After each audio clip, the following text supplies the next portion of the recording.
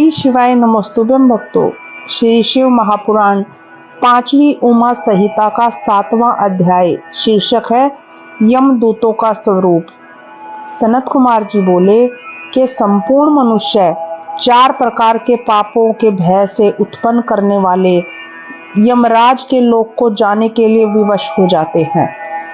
शुद्ध कर्म वाले मनुष्य जो कृपालु हैं वे यमलोक के सौम्य मार्ग से जाते हैं, जो पूर्व दिशा की ओर जो द्वार है उस सौम्य मार्ग से वे जाते हैं।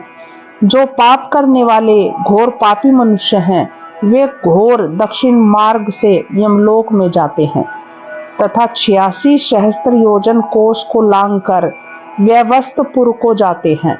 रुद्र की माया से यह मार्ग जो पुण्य कर्म वाले मनुष्य हैं उनको अत्यंत ही समीप जान पड़ता है और जो पाप कर्म वाले मनुष्य हैं उनको बहुत ही दुर्गम प्रतीत होता है।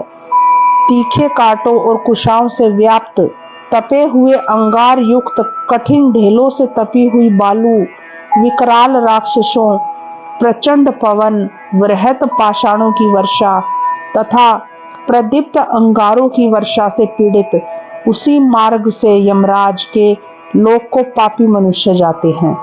जो महापापी मूर्ख प्राणी हैं वे यमराज के यमदूतों से बलपूर्वक घसीटते हुए लेकर जाए जाते हैं। कोई नीचे को मुख किए हुए घसीटे जाते हैं और अति दुखित व्याल पांसों से बंधी हुई रस्सी से खींचे जाते हैं। लोहे के दंडों से तथा मुगदरों से बार बार पीटे जाते हैं।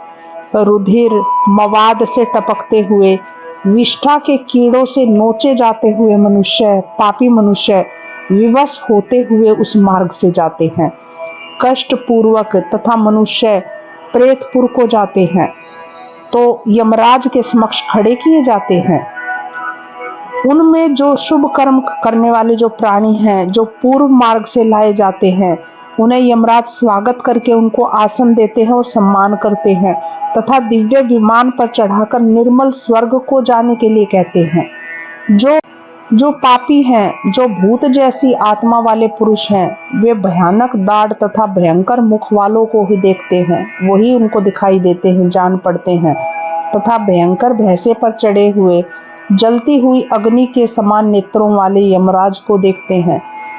संपूर्ण शस्त्रों से युक्त हाथों वाले भयानक दूतों से व्याप्त यमराज उनको जान पड़ते हैं।